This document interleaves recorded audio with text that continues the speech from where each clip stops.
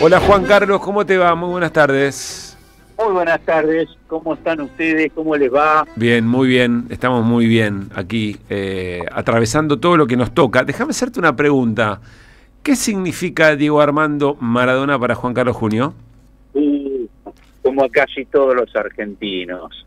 Para mí Diego es un símbolo de la pasión del fútbol, es un símbolo de la maravilla como juego, es un símbolo del hombre famoso, pero que contiene una enorme rebeldía que proviene desde su propia clase social, a la que nunca renunció a pesar de haber tenido mucha plata.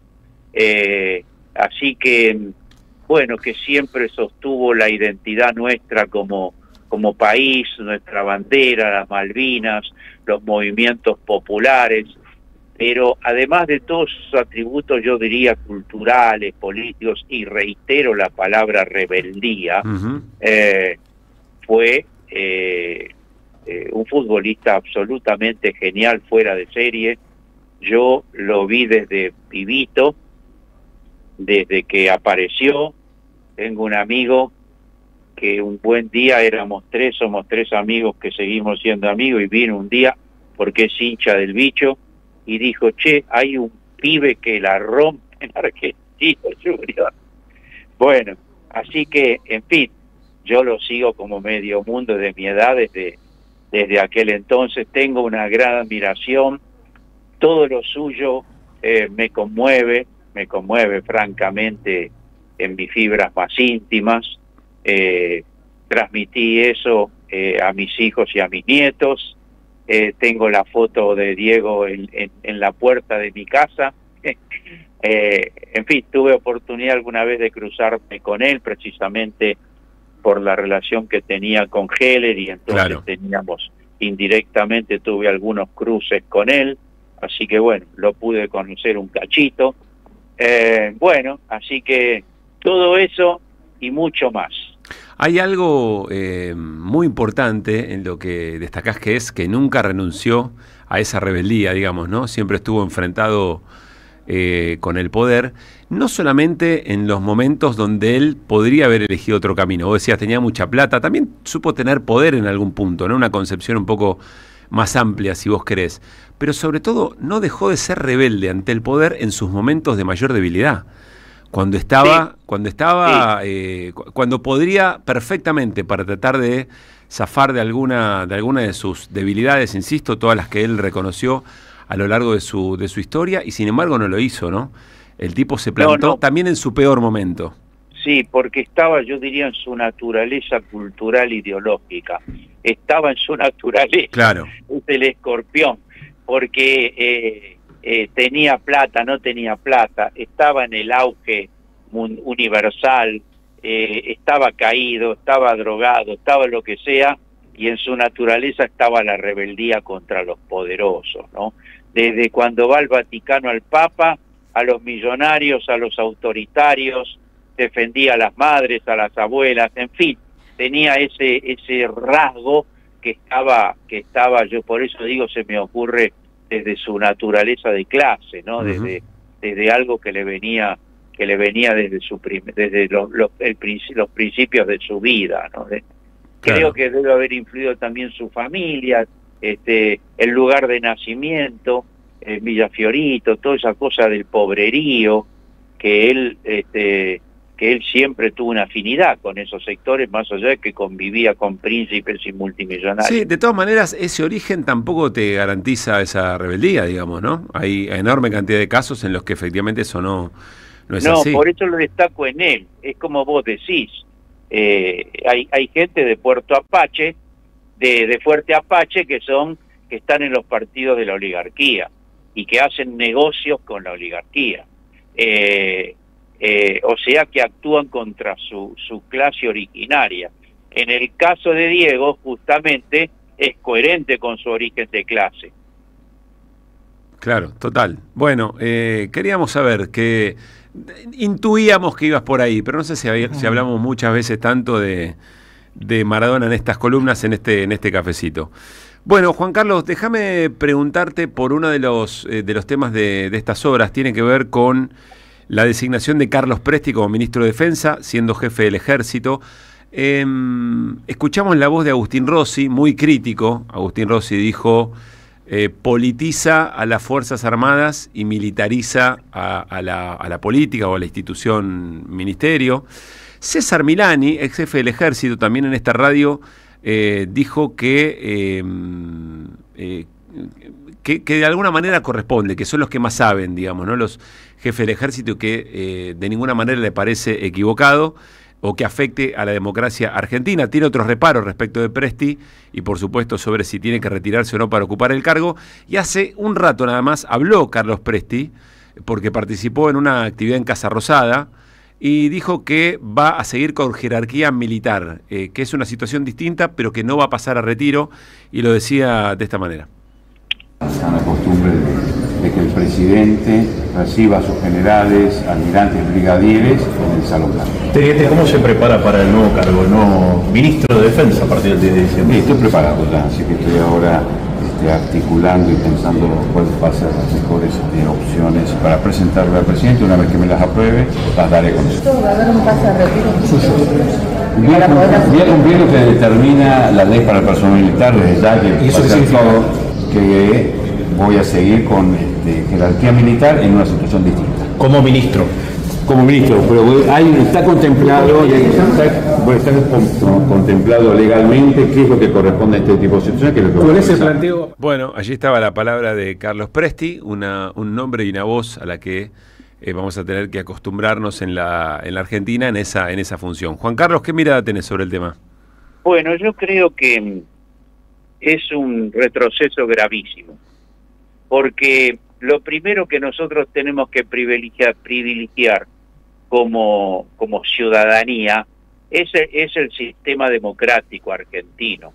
Y el sistema democrático argentino, que nos costó atravesar la dictadura y 30.000 desaparecidos, para ir a la última dictadura, ¿no? Porque hubo otras, ¿no es cierto?, desde el 30, el sistema democrático argentino tuvo que atravesar precisamente toda la dictadura e incorporar las políticas de derechos humanos y juzgar a los militares que fueron los genocidas de una generación y que conculcaron la democracia. O sea, que la democracia en la Argentina tiene un marco histórico determinado, o sea que este nombramiento, este acontecimiento puntual, no se lo puede sacar de un contexto histórico de la Argentina. Por eso lo que dice alguien de que es el que más sabe profesionalmente, ese creo que es un análisis pobre, unilateral. Lo que importa, lo determinante, lo dominante en las decisiones es, en este caso, que renunciamos a que haya un civil que conduzca políticamente a las Fuerzas Armadas. Para mí, eso es lo determinante. Segundo, es un tipo que proviene de una familia acusada de genocidio, el padre. O sea que proviene de la familia de los genocidas. No es una cuestión, digamos, sanguínea, sino que es una cuestión cultural, ideológica, de pertenencia política. Y por último, esto que tiene, que conserva el grado, qué sé yo, tiene toda una carga políticamente simbólico. Precisamente lo que quieren es que asuma el ministro de Defensa con el uniforme militar. Eso es lo que quieren. Para que para que simbólicamente quede claro que vuelven los uniformados a dirigir la política de defensa. Creo que por eso lo hacen. También es cierto que se politiza, lo que decía Agustín Rossi, ¿no? Se politiza la Fuerza Armada porque el jefe del Ejército va a ser alguien que va a tener una idea política, que es la idea de Javier Milei, digamos, que es, insisto, no es que los militares no tengan ni el derecho ni de hecho una mirada política sobre lo que los rodea. Por supuesto que la tienen, pero en el momento en que se lo ubica como ministro de Defensa, me da la sensación que ahí podría perfectamente aparecer una suerte de intento de partido militar, ¿no? Claro, creo interpretar lo que dice Agustín.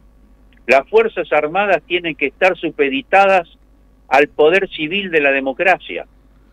Por eso es determinante que haya un civil que la democracia y el sistema político, en este caso un gobierno, nombre al frente del Ministerio de Defensa, y no tiene que haber un militar, porque viene eso que vos acabás de explicar, que de alguna manera lo dijo el Chivo. Así que también tenemos ese riesgo de que las Fuerzas Armadas vuelvan a una situación de debate interno, de politización, y eso los puede ir llevando a una situación de poder, de poder, porque eso, que haya debate, alguien me podría decir qué problema hay que haya debate. No, eso los va llevando a una situación de despliegue de distintos poderes y no de subordinación al poder político. A ver, Juan Carlos, para pensar juntos, por lo menos mi última pregunta.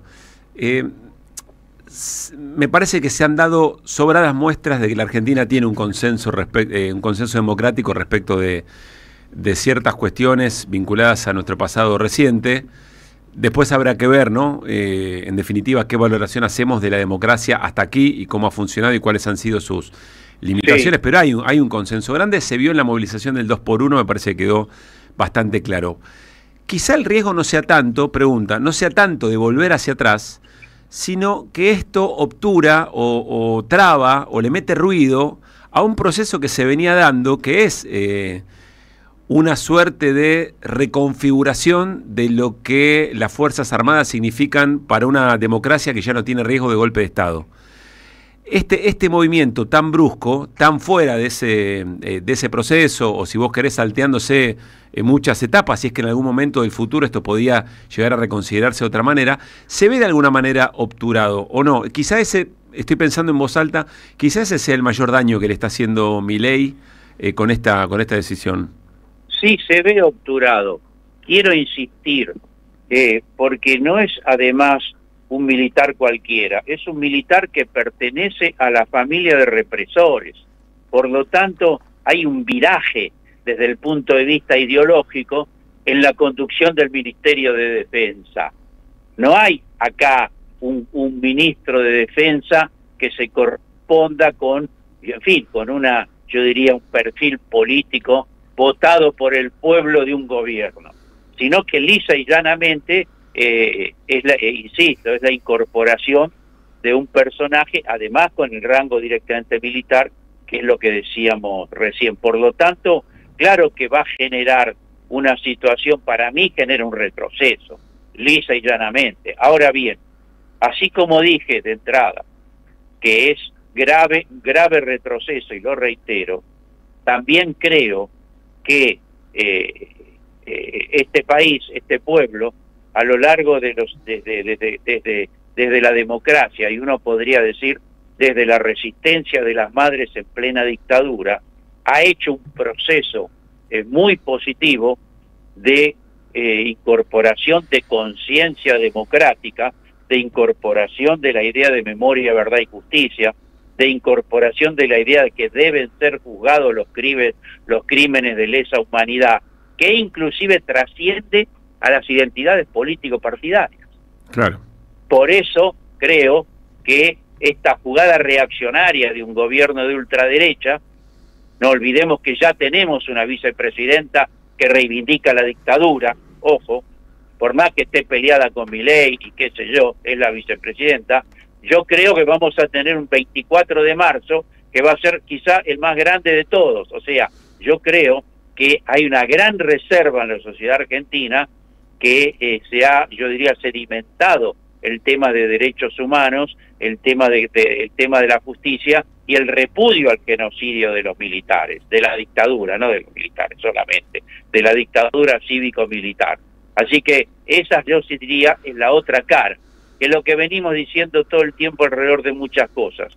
Se olvida cuando hacen los análisis políticos de mesas de arena, se olvidan del factor pueblo, que algunos cuando nosotros lo colocamos en el centro del análisis político, nos ubican como una suerte de utópicos que no vemos la realidad. Es muy por el contrario, vemos la realidad incorporando al sujeto pueblo siempre como un determinante de la disputa política.